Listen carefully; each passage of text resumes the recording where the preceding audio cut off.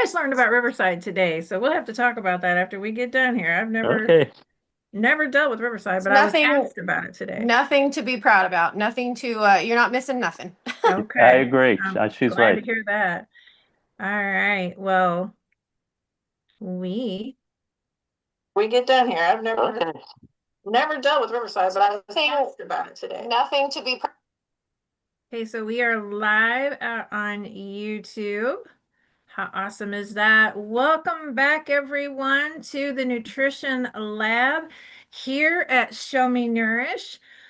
We have got a very special night for you tonight. So I'm super excited to be here. It is Wednesday night, 7 p.m. Central, 8 p.m. on the East Coast. And tonight, well, guys, we're going to tear down this entire illusion of the modern health and the food industry. Tonight, we're going to be talking about corporate systems. So, we're going to be going from corporate systems to human healing. That is our topic tonight, exposing the food lies. And if you checked in that description as to who's with us tonight, we have Mr. Victor Dedaj with us tonight. Please tell me, Victor, I said that correctly. Victor's correct. Yeah, you can call me Victor. Victor Dedaj. Dedaj, that's it. I said Dedaj. It's Dedaj. It's Close Dedaj. enough. So I apologize. You know I love you. I Okay. know. So tonight, before I introduce Victor, I'm just grateful that he said yes tonight. I also want to welcome my co-host tonight, Ms. Emilie White. Hello, Ms. Emily. How are you tonight? Hi, I'm doing great. Thank you. Awesome. Well, Miss Emily is joining us tonight. She is going to be co-hosting with me every single time that she can be with me. So we're going to try and keep her here. So root her on, let her know she's loved, and that you want to see her back here every single Wednesday night. So we are looking at the massive corporate monopolies tonight, guys. The fake studies. We're going to talk about that. We're going to talk about the historical lies. We're going to talk about what Americans are putting on their plates. We're going to talk about the medicine that's in your cabinet. So if you are here tonight with us, which I'm getting ready to pull you up here to see who's watching us, and I want to hear you in the comments.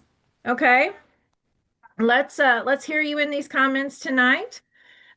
Give us your questions. Make sure you're hitting that subscribe button first of all, okay? So that way you can be notified every single time you're, out on YouTube and we're out here live. We come out here every Wednesday night, 7 p.m. Central, 8 p.m. on the East Coast. I always have someone to bring you even more information than I have. So, again, joining me tonight is Ms. Emilie White. So thank you for being here with us tonight. Emily is going to try and be with us every Wednesday night. But I want to go ahead really quickly, and I want Emily, if you will, Miss Emily, will you indulge me and tell everyone what you do as being the Detox Queen? Absolutely. Thank you so much, by the way. This is awesome. And yes, wow, we talk a lot about what goes into our bodies here. My passion is detoxing our homes and the environment. So, getting the hidden chemicals, toxins, synthetics, and poisons out of our living spaces in our homes and our environments, and our bodies actually have the clean environment to heal. And tonight's topic actually ties perfectly into the industrial chemical takeover. It really does. It absolutely does. And we're going to dive in more. Ms. Emily's going to share more. But before we really blow the lid off of this, okay, I need you guys to really give a very warm welcome out here tonight on YouTube to our guest. He is a lifelong New Yorker, born and raised in the Bronx. Spent nearly 20 years, please correct me if I'm wrong, Victor, as a corporate performance analyst and seeing firsthand how corporate structures manipulate data, prioritize profits over people. Victor Dedaj has graciously joined us here tonight, and I'm so grateful for it. He had a curiosity that drove him deeper. He wanted to know why our food is being manufactured in the way it is being manufactured, why the government allows it, and where it all began. Today, he is a certified naturopathic practitioner. He's a certified holistic health coach. He is a health, wellness, and nutrition expert closely aligned with longevity, and a 10-year certified trainer in Jack Canfield's Success Principles. Guys, I just showed you that book today and said that that is what I am reading on the regular and implementing every week, right? He is also the author of You Can Become Successful and the Paradigm Shifting Health Book, How to Be Happy, Healthy, and Whole. So, welcome to the lab, Victor. Hope you're enjoying your time here so far. Tell us even more about you because everybody needs to know what you do. Well, thanks for having me on, Michelle. It's great to be here, my friend. And yeah, as you mentioned, I was in the car world for about 20 years, and the last several years, I really didn't enjoy it. I just found it wasn't people friendly. They just only cared about profits, and basically, I came to realize that once they didn't need you, they would get rid of you, and that's eventually what happened to me. But about Wow. 20 years ago, I started reading some books talking about health and wellness, and I started realizing that much of the information we were given was false. People were suffering because they were giving bad information. People were eating really crappy foods. They were not eating healthier organic foods. They were nutrient deficient. They were on a lot of pharmaceutical drugs, which has all kinds of bad side effects. So, and a bunch of other things, which I didn't realize was causing so many health issues. And as I kept learning more and more, my passion really grew because I was seeing people around me getting sick, friends, family. And I just said, a lot of people just don't know that they're doing things that are harming them, and I wanted Mm. to help fix that. That's the sad part about today, right? Is the fact that people don't know. They really and again, we don't know what we don't know, right? So that's why we're out here at the nutrition lab and our job, like you and I and Emily, is to see to it that we get that information out to everyone, that we give them the education that they need to make good, solid decisions about their health, you know. All right, so let's dive right in. So who owns who, Victor? The food and pharma monopoly. Let's talk about it. So, Victor, your corporate background is really perfect for this, right? Like Yeah. you know how this works. And because when we look at the grocery stores today, and you and I both know what we're looking at when we go there, there's a lot of choices. There's very many choices. But if you trace the money, and a tiny handful of the mega conglomerates that are, you know, the private equity firms, virtually everything from General Mills, Keebler, Procter Gamble, who am I missing here? Help me out. And those exact, financial entities that own pharmaceutical giants, making the drugs to treat sickness, right? That's what they're there for. They're supposed to, right? But it's a closed loop system of profit. Yeah. Tell us more. Can we just speak a little more on this? You kind of know even more than I do. I did some diving this week, but I know that you've done the diving before. So who does own who? Yeah, basically, Big Pharma and Big Food work together. Big Food gives you a lot of healthy foods. They get you sick, and then you go to Big Pharma to be treated for it. And Big Mm. Pharma, believe it or not, maybe many people may not be aware of this, but they actually own a lot of the supplement companies out there. So be careful as to what supplements you're buying. So, um, Well, hold on a second. Who owns the supplement companies? All right, let's talk about this for a second. You just opened up a can for everybody. I didn't mean to, but yeah, so some of the big ones like Nestle, Bayer, Haleon, a number of other ones, they own some of these various supplement companies. So Wow. you don't take my word for it. Just do your research. Go online, say does Big Pharma, Big Food own supplement companies? You'll find some of the supplements out there are owned by these companies. So look, here's the thing. The American Diabetes Association, many of their sponsors are the big pharmaceutical drugs. Don't take my word for it. Go on their website. Look at their sponsors. You're going to see a lot of the big pharma companies are paid sponsors of the American Diabetes Association. So you'd be amazed at the amount of corruption there is out there. We'll definitely talk more about it as this interview goes on. Mm. Emily, what's your It's, take on oh my that? God, it's the same blueprint when we see home care and cosmetic stuff. I mean, the same parent companies manufacturing these toxic household cleaners are the ones owning the green alternatives and the topical medications. It's all the same corporate umbrella, everything under Mm. one umbrella. That is sad. That is really sad. And I know, Emily, you're very familiar Very familiar with the toxic chemical side of it, right? We have companies like, help me out here. We have Method. I mean, that's supposed to be that's a green company, right? I Right. mean, and then people, I think Target has their own green brand. I think Target has a Walmart has lot. their own Yep. green brand. So are these really green companies?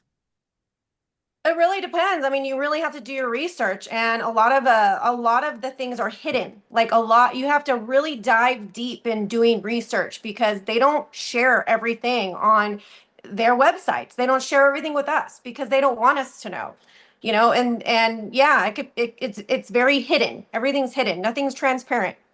So, Victor, do you use any of the apps at all to look at the food or to see if it's clean at all or how well it rates on the apps, like Yucca and some of those others? Have you tried those? Well, not really. Haven't tried it much, but I probably should try more. But basically, when I go shopping, I look at all the ingredients in it, which is probably something very few people do. You gotta look at the ingredients. You'd be amazed that it's not just sugar. There are probably like 80 or 90 different names of sugars, modified tapioca starch, all these other things, corn syrup. There's so many different names, and you have no idea that all these different sugars, and it'll say low in sugar. No, they're lying to you about it. They usually have a lot of hidden sugars in it. They usually have tons of seed oils, and seed oils are another poison that's destroying people's health. And the Oh. rates of them have skyrocketed over the past 60, 70 years. And there's a lot of these ingredients you can't even pronounce. And if you can't pronounce it, you shouldn't eat it because it's usually very bad for you. Put it back on Oh, the shelf. yeah, just stick it back up on the shelf. You're absolutely right. And Victor, you have a very valid point because many people who are trying to read those ingredients, they're really, diving into that ingredient to find out what it is. And many do not understand when they're diving into it, how it really chemically derives out, where it came from or how it came to be. And so they don't believe that it's really that bad. So share a little bit because you were talking about the tapioca. I love that one because that's in a lot of things. But there's others because you tapped into seed oils. So let's talk about. I'm going to go a little bit off the script here because I want to talk about seed oils because all because you mentioned it. Of It course. is a huge topic. Mhm. Yeah, it is poison. It's one of the worst things you can have in your body. And people, we've been told this thing is heart healthy, lowest cholesterol, and all that stuff. It's junk. It's total garbage. Cereal is among the most poisonous foods you can eat. The American Heart Association in 1961 started saying, "Hey, it's good for you. It's heart healthy, all that stuff." The reason why was because in 1948 they got 1.8 million dollars from Procter and Gamble, which makes Crisco oil. And at the time, the American Heart Association was a young company, didn't have a lot of funding. So that 1.8 million is probably over $20 million right now. So Oh, they yeah. so they started attacking saturated fats. They were saying seed oils are heart healthy, and nothing could be further from the truth. And the AHA, in my opinion, is still a very compromised organization, and I don't follow too many of their guidelines because a lot of it's not really for our best benefit. So they still get funding from these guys. So I'd be very wary of anything that comes out of them. Seed oils are not heart healthy. They harm the heart. They harm the gut. They cause lots of inflammation. They harm the brain. They cause all kinds of they've been linked to obesity and a whole bunch of other things linked to cancer. So it's and we're still learning about it, these things. So like we have so many studies on sugar, so we know going back many, many decades how bad it is. But we still don't know all the devastating effects of cereals because they're much newer. But we do know they have a lot of devastating effects. And so, some doctors have linked it that ever since people have been eating more cereals, the rates of obesity have gone up even more. So it may be more responsible for the rates of obesity going up than sugars. So, Well, and but we've seen the links in seed oils as well to our colon cancer, yeah, to more of our unheard of cancers that are coming out right now. We'll just leave it at that. But right? I know, right? Emily's kind of like, you don't want to dive too much deep into that because it's just like when Roundup came out, and they were talking about Roundup and how it wasn't linked, to ALS, and it wasn't linked to certain other types of cancers, and yet as of today, Roundup has been directly linked, to those processes that of what it's caused. So, uh, Victor, you and I were talking about the Harvard sugar scandal. I was hoping you could enlighten everyone as to what that is. Sure, a couple of Harvard researchers in the mid 1960s wrote that based on their studies that sugar had little to no effect on heart disease. So basically for the next 30, 40 years, very few researchers did any research on sugars and said they would focus on cholesterol and fat because people like Ansel Keys started attacking it in the 1950s because he was saying saturated fats cholesterol cause problems. He didn't want people to know. He knew that oxidative stress was a major cause in heart problems.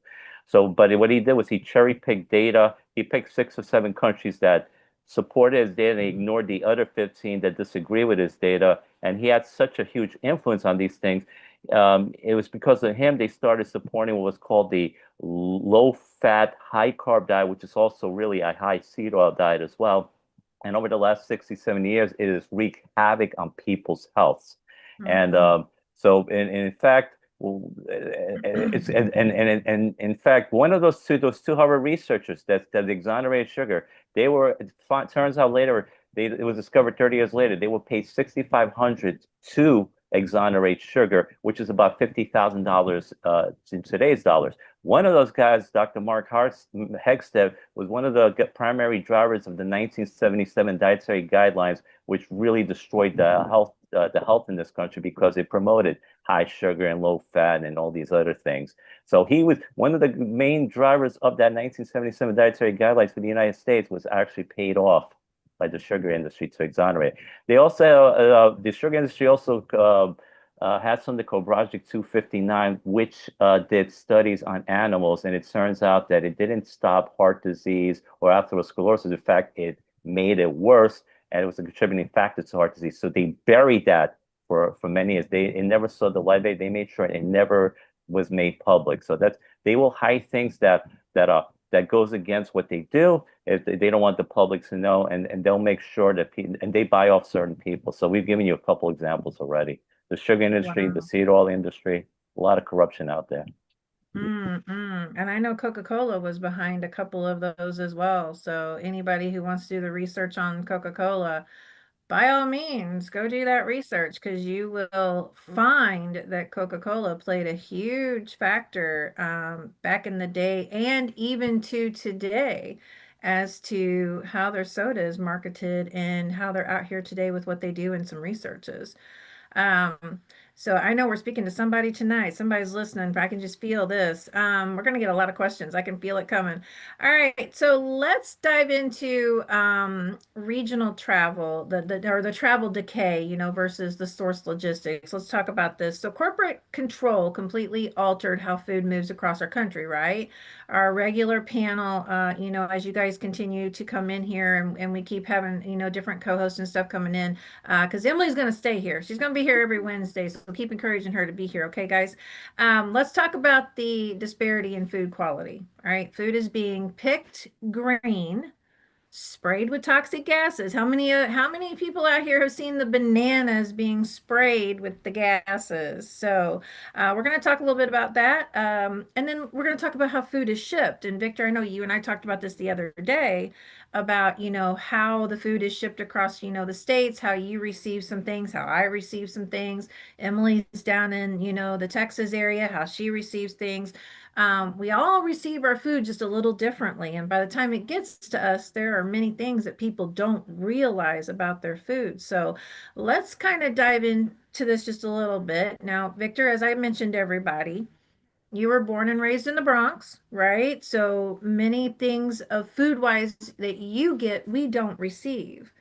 Okay. So, and back in the day, and you and I are around the same age. So back in the day, our food was much different then. And, like you were saying, unless you're out in the rural areas, you really don't get to see those farm type foods because they still have to travel in. Can we just elaborate on this a little bit so people get the idea of how their food is actually traveling? Would you like to dive into that where you're at? I mean, your fruit could be trying from all over the country, and very, very often, a lot of your fruits and vegetables are coming from different countries. Some of them coming from South America, and they'll spray all kinds of things to make sure it doesn't rot. You'd be amazed at some of the things that are in the foods, and a lot of foods also just get processed. During the Depression, a lot of when they shipped some food from like one side of the country to the other, they found that a lot of it became rancid. So one of the things they did was to take out a lot of the fiber, and they found out, and doing certain other things will make the food last longer.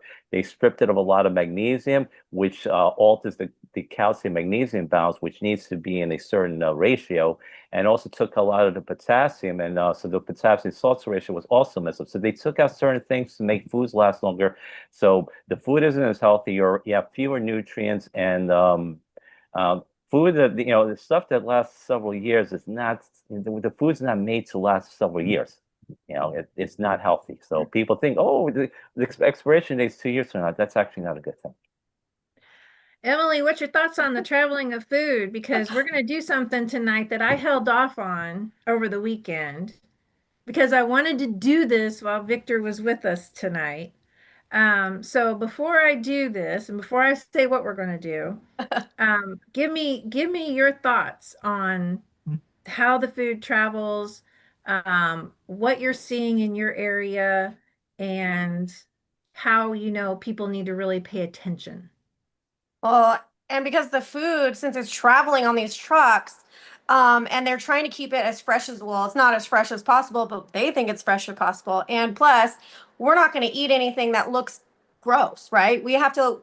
It's all about appearance. So they're spraying and they're like drenching these chemical preservatives and synthetic waxes just on all of our stuff to make it look good and to make it safe, and to well, that's what they say is safe, and to ride into these trucks that I don't know how long they take. They can take hours and hours, they can take days, but that's what they spray to make it last longer. And we aren't just eating dead food, we're eating a chemical shield, and that's going all into our body. Oh, that is so true. That is so, so true. All right. So for everyone out here tonight, I saved this just because I knew Victor was coming and we had talked about this apple. So, um, for all of you out here in YouTube land, this apple, you've been paying attention that this apple is officially over a year old. We purchased this apple back in July of 2025 over the July 4th holiday. And I just thought, well, we'll pay attention, right? We'll see how well this actually, because it's an appeal apple. It was listed as an appeal apple at purchase. And we're going to talk about appeal. We are going to talk about it. So before I speak upon appeal, which I know Victor is chomping to talk about this apple right here, we're going to look at this apple. I'm going to cut this apple open. Okay. And we're going to see if you would eat it. All right. So here we go. I've been dying to do this, by the way. Been dying to get into this apple just to see what this looks like. And let me tell you what, it's not easy to cut either. It is definitely not easy. Oh, wow. Okay, guys, this is going to be very interesting. I'm scared. It's very interesting. So like I said, it did have an appeal label on it at the store. So it's an organic, considered organic, yeah. Considered, yeah. All right, so here we go. Oh my gosh. Wow. Gross. But Terrible. yeah, look at the outside of it. I know. Perfect. Yeah. Mm-hmm. Right? But this is what your food is now through Bill Gates and what he has done. Your Ugh. food is now completely able to be sprayed with the appeal. And this is what your food could look like at the store. And you don't even realize it, that you're eating it. Okay? Because they're not listing it as Gross. appeal anymore. You're Oh, not yeah. going to know because there's no label anymore. Okay? In the very beginning, appeal was being labeled and now it's not. So that is a huge, huge thing to see right here. So I'm curious, anybody going to eat this apple after a year? I'm just kidding. Heck no. But But look at the inside. Look at the inside of that. yeah, yeah. That's crazy. Michelle, it makes me think of like sometimes because of all the junk we're eating, sometimes people look okay on the outside, but that's what their inside looks. The gut health, the intestines, looks like that apple inside. Right. Exactly. Absolutely.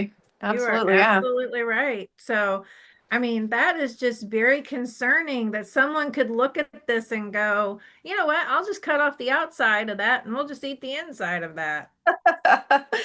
You know how some people are. I'm just saying, I you know. know.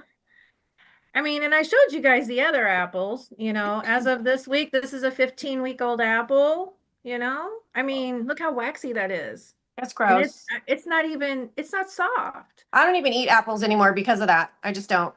right? I And literally don't eat fruit this one here is anymore. officially 9 weeks old. This is a 9-week-old apple. Look at that. Yeah. And in Now, addition to the fact a lot of these foods just have all that junk and chemicals and wax on it, they're also devoid of so many nutrients. And it's been going on for hundreds. Mm. They knew from a 1936 Senate report that the soils were deficient in minerals, and it's only gotten much worse. Yeah. absolutely. Absolutely. We are down to a 37% nutrient ability in our food. So think Ugh. about it, right? Wait, what's that, Emily? I said, Right. Well, and think about it. So if we're at a 37% value to the food, you would need to eat double of the food to just get a good percentage of the food actually into your body, right? But I mean, Victor knows we've talked about this that your body doesn't, we've got issues with absorption these days. Mhm. Our bodies are into such a highly processed state at all times because we're not understanding what foods are actually coming into the body and creating these situations that we don't even realize how bad on the inside our body actually looks. And this is what Victor's trying to convey to everybody. This is Yeah. what this looks like. So, all right. So let's move on because Victor tapped into the high sugar, the low fat, but let's talk about the 3D future. Let's do that. So, what does that 3D future look like? So, for those of you really quickly who are asking about Appeal, because I see you over here asking, Appeal is a product that is now, per the government, able to be sprayed upon our foods. Now, supposedly, we don't know, we don't have a lot of details about Appeal as to what is actually, supposedly they're using the fruit sugars and so forth to create this as naturally as possible to preserve the food. But the idea is that it's sprayed, like this one was sprayed with that chemical Appeal and or that product, I shouldn't, according to them, product Appeal, and then it will make your food last longer. So out on the shelf, like Victor talked about. All right, so hopefully I answered that for everybody. Okay, so a chemical shield is what we talked about, right? So that our food can survive longer. But Victor, you and I are old enough to know back in the day, food didn't last so long on the shelf. And now it lasts a really long time, really long time. It's hyper concentrated, it's got metabolic toxins. So let's talk about the 3D part of it, though. What do you think about this 3D food? Here's the thing. Our bodies were made to eat real food. That's the way it was for 99% of the US history. It's only in the past 80 to 100 years we've gotten all this artificial food, the chemicals and all this stuff, this ultra processed food. It's now Mhm. what our bodies are not used to it. We've not had the time to adjust to it.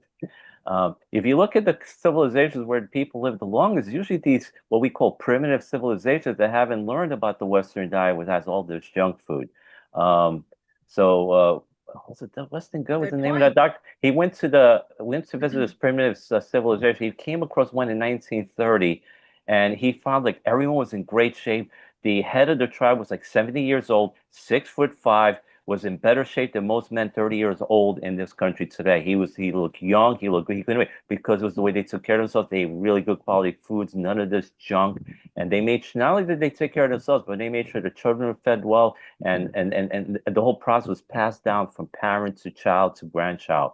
So and then that and in those that's why people, it's usually not people in New York or Los Angeles that are living to be 100. It's usually in these more primitive civilizations.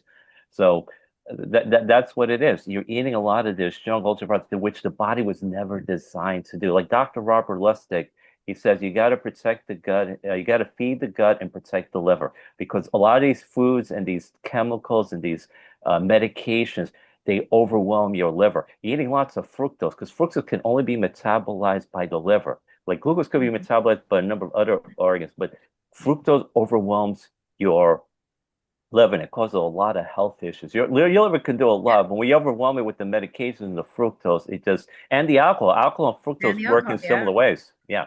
So Yeah, it can absolutely. overwhelm it. So all this stuff is overwhelming. Our bodies have the incredible ability to recover, but if you overwhelm it way too much, it may be a little past the point of return. But for many people, they can recover if you start changing the way you eat, you supplement, you do the good quality things for your body. It can recover. But if you overwhelm it, sometimes there is a point of no return, or maybe you can only return partially, because our bodies were not created to handle all this stuff because we haven't done it for 99% of our history. That's absolutely true. You know, the whole world started out with a garden, and I talk about this all the time. Our whole world started out with a garden.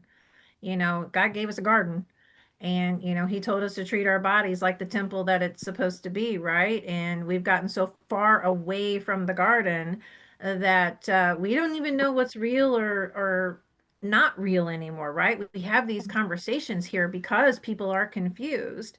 So, you and I lived during an era, and Emilie has also lived in part of this era as well. So I don't want to discredit, the whole fact that Emilie looks very, very young, and she does that because she eats very, very well. So that's why And I she take looks care of my so skin. young, because she takes care of her body. So, but with that said, we lived in an era where there was these fad diets. Everybody remembers the fen. Everybody remembers the low keto diet.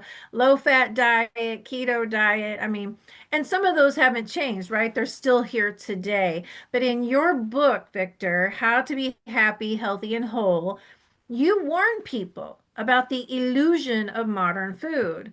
So, what are the biggest health myths regarding sugar and low fat items? And what do people need to know um, about how these companies are chemically altering and manufacturing the food that we see today? And how can they get a hold of that book? Yeah. Well, first of all, they want to get a hold of that book, they just go to Amazon. Just look for me, Victor Dedaj, How to Be Happy, Healthy, and Whole. So again, people have been told the low fat, high sugar diets, which is also high seed oil diets, are healthy, and it's not. And I explain some of the reasons why. One of the things it does is, like, and we'll talk about cholesterol a little bit later, is these diets raise what's called the small dense type of cholesterol, which is the only type of cholesterol, the oxidized cholesterol, that's harmful to your body.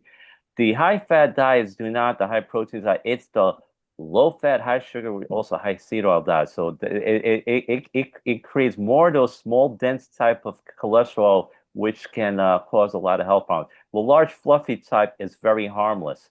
And actually eat like high saturated fats, believe it or not, is actually gives you more the bigger fluffy ones. And saturated fats, most of them are actually good for you. They're not harmful, and they've been badly mined thanks to the American Heart Association and Ansel Keys. So, so those Very things are true. there. People have been told that modern wheat bread is very good. Modern wheat is actually not good. The traditional wheat was definitely much healthier. There's a lot of issues with gluten, inflammation. It leads to diabetes, irritable bowel syndrome, celiac disease affects the brain. So a lot of bad harmful effects. And a lot of people do not notice that modern wheat actually has a higher glycemic index than regular table sugar. So, and you'll get a little fiber out of it, but not a whole lot else. So I would just say if you really need some wheat, try to get the traditional one, but it's not that common. Maybe 1 or 2% of all the wheat products is the traditional like acorn wheat and stuff like that. We've been told eggs are bad because of cholesterol concerns. Eggs are some of the healthiest, most nutritious foods out there. They got so many things They got selenium, they got choline, they got protein in it. And because people are concerned about the oil because it's got cholesterol. Actually, number one, the cholesterol foods have a minimal effect on your blood cholesterol, but actually, cholesterol is healthy for you. It's an extremely important nutrient. All your cells require it. It's required for your brain. A big chunk of your brain is made of cholesterol. The bile needs it. You need it to make the bile. You need it to make vitamin D. And without cholesterol, there'd be no human race because you need it to make progesterone, estrogen, and testosterone. So you need it for those important hormones. So it's been badly maligned, but it's extremely important. So have plenty of cholesterol. And you know what? Since they introduced statin drugs like in the 80s, guess what's gone up?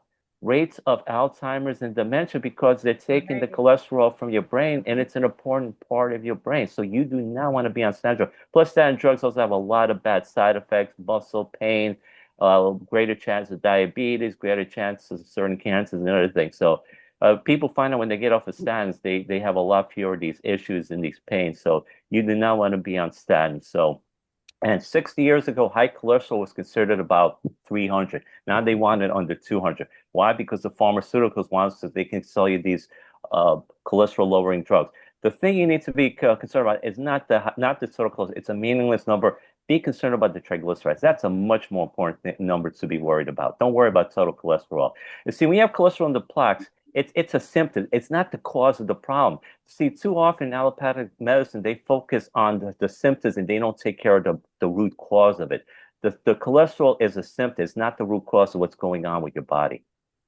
That's absolutely true, 100%. And that is exactly where we're at today. So just to kind of sum up a little bit and give you an example of what Victor was really describing to everyone, when you are listed as a diabetic, you're going to have elevated cholesterol. Okay. And the first thing your doctor is going to want to do is put you on a statin.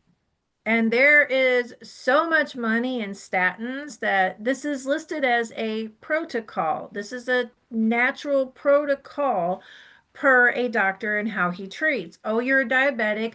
Oh, you have to go on a statin because your cholesterol is elevated. Now, remember, Victor told you that back in the day, a cholesterol of normal value was 300. And we're trying to keep it below the 200 marker. Why? So we can keep you on those statin drugs and keep you always needing to come back to the doctor and have those evaluated, have you treated, and keep you on the protocol. There's always a standard protocol.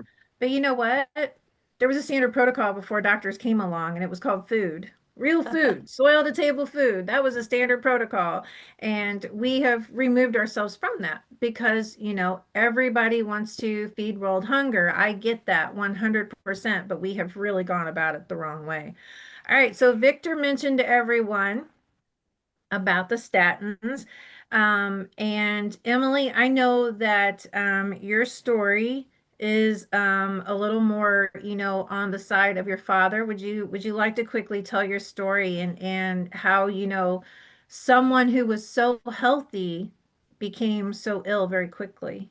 Absolutely. Yeah, so my dad was 55 years old, completely healthy. Always went, never went to the doctors only for checkups and stuff. I mean, literally, like he didn't need to go because he was healthy, and he had a checkup all the time, every year, yearly checkup. So, this particular one was crazy because they almost missed it. He had x-rays and everything like that. And the doctor went back and looked at it multiple times. Great thing that, we had a good doctor because, everybody else could have just went right by it. But he was like, I think you need to come back, because I think I see something. And it was so small. Like anybody could have missed it. It was crazy.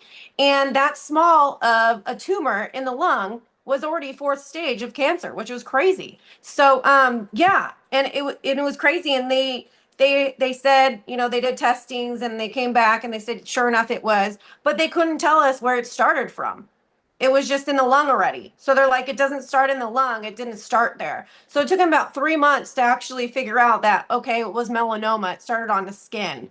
I don't even know if that's true. I mean, it could have, we don't know if it's like really the case, like where, was there a mole on, I don't know. And so that's what they said. So they said it was melanoma. It transferred to the lung.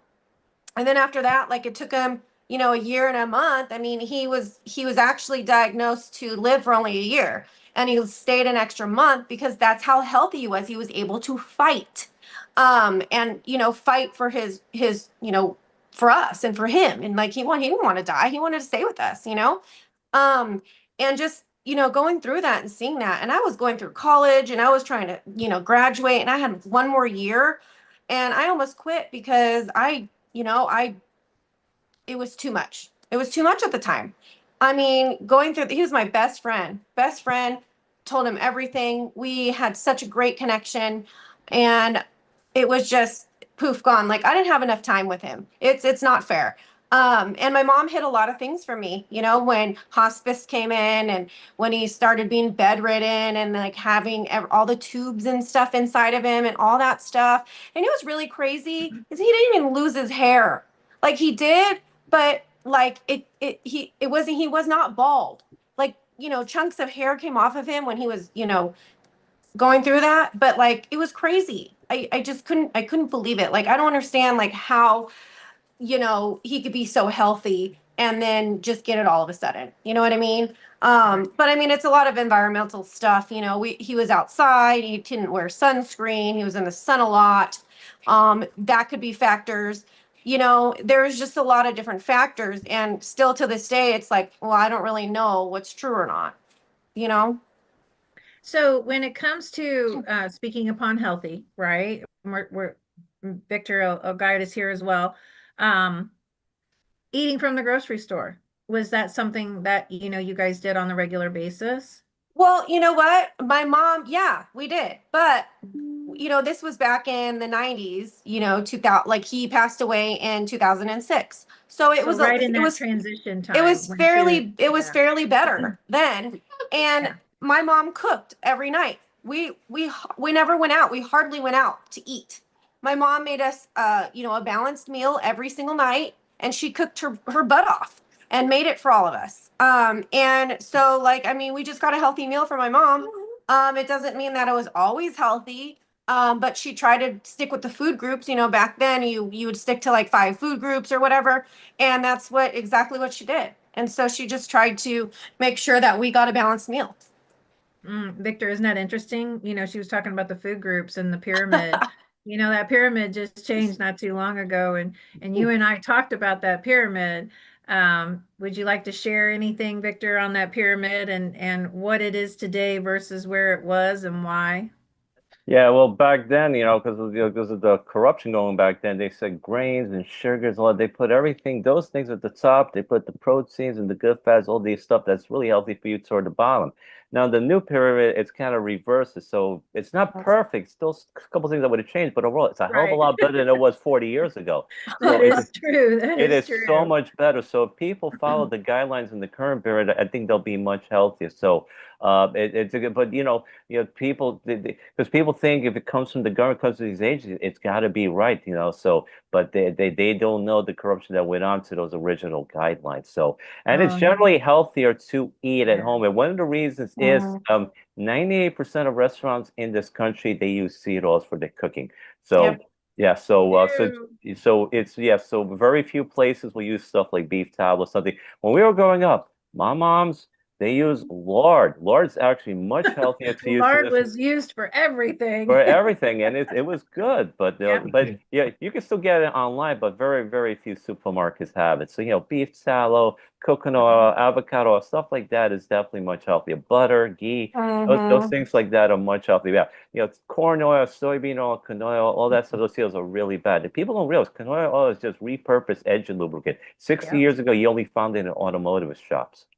That's true. That's That's ridiculous. absolutely true. So, I mean, just to kind of repeat that, he's telling everybody if you missed that, that corn oil was back in your lubrication in your automotive shops, years ago. So it has been refined according to them to come out and be used in your food. But quite honestly, when you heat those up, they become rancid and they become very dangerous to the body.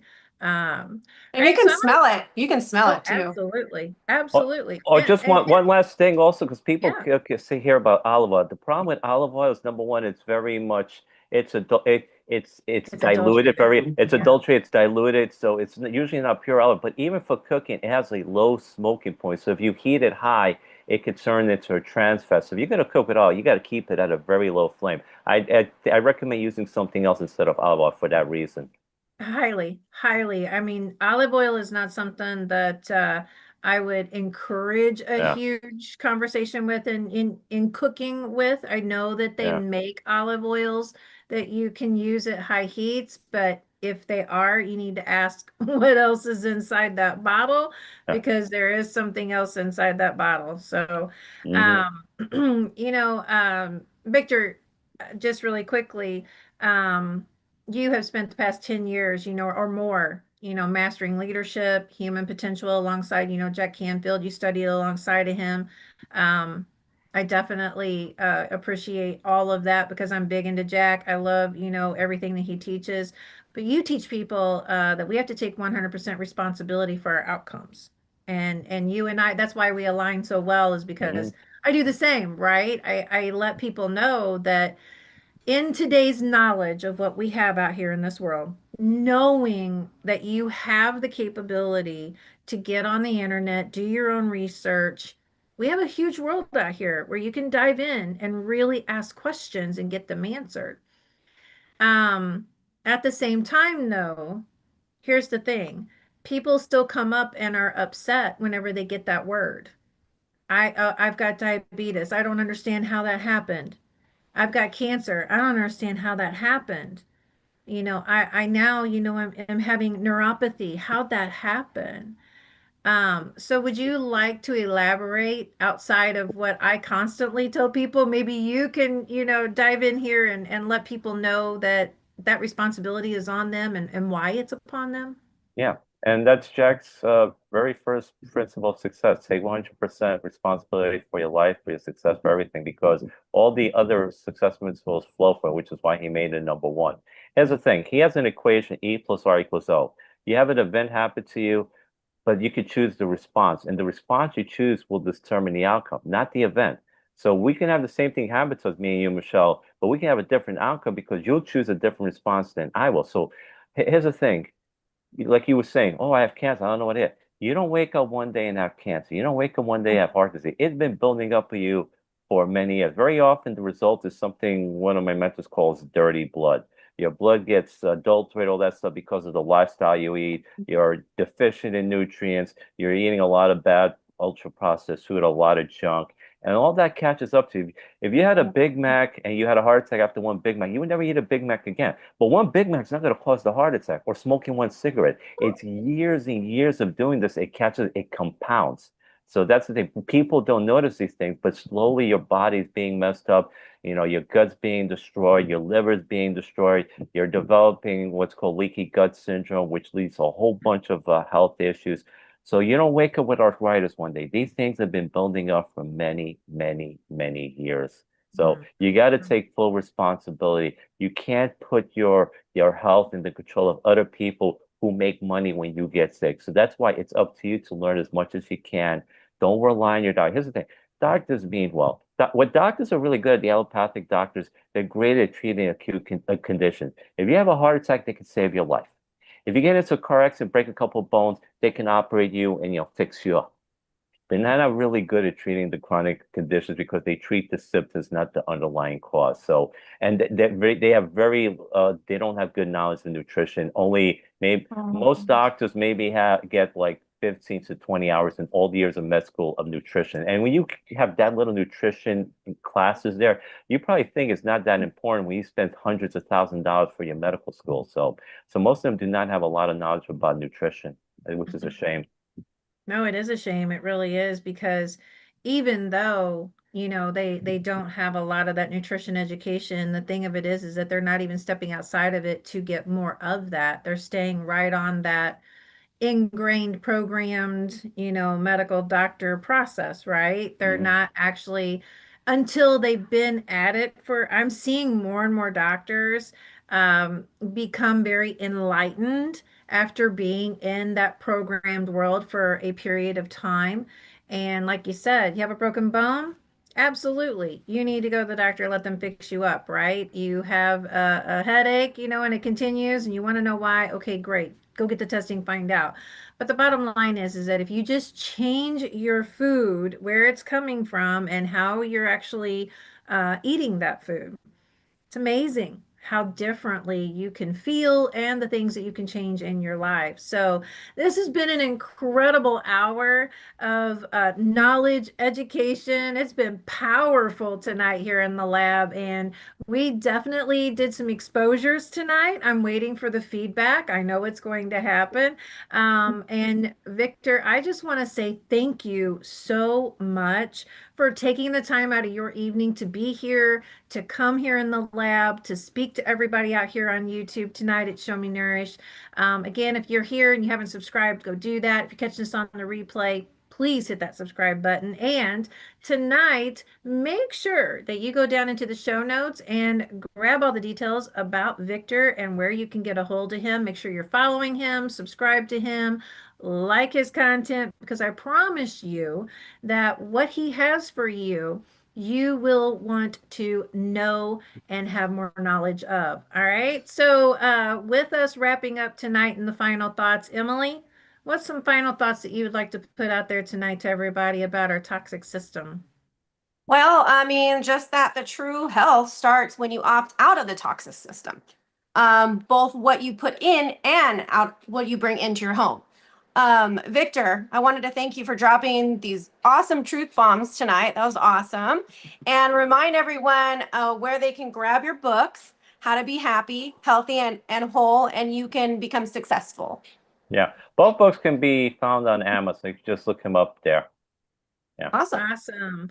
Awesome. All right. Well, Victor, where else can they be in touch with you before I wrap up tonight? Okay, they can go to my website, victordedaj.com, and my last name is spelled Dedaj. They can also email me at victordedaj@victordedaj.com. They can follow me on Facebook and LinkedIn. And if they want a free health evaluation, they can go to the link, yourfreehealthevaluation.com. Ooh, awesome. So go get your free health evaluation. Don't waste any time. Just head right over there and go get that done today. All right. And let Victor start that process. All right, everyone. To everyone here, Emilie, Victor, thank you so much for being with me tonight. I truly appreciate both of you. Emilie, we'll see you back next week. All right, Absolutely. and YouTube, make sure that you are subscribed. Make sure you get in those show notes, get those details, get that free health evaluation. And Emilie, where can they get a hold of you before I wrap it up and tell everybody that they heal one bite at a time? They can get a hold of me on every social media account. Go Green with Emilie. My name is Emilie, and I also have gogreenwithemily.com. All right, everyone. That's your healing, one bite at a time. We'll see you back next Wednesday night, 7 p.m. Central, 8 p.m. on the East Coast. Thank you, Emilie and Victor. Have a beautiful and wonderful evening, and we will see you all next week. Take care, everyone.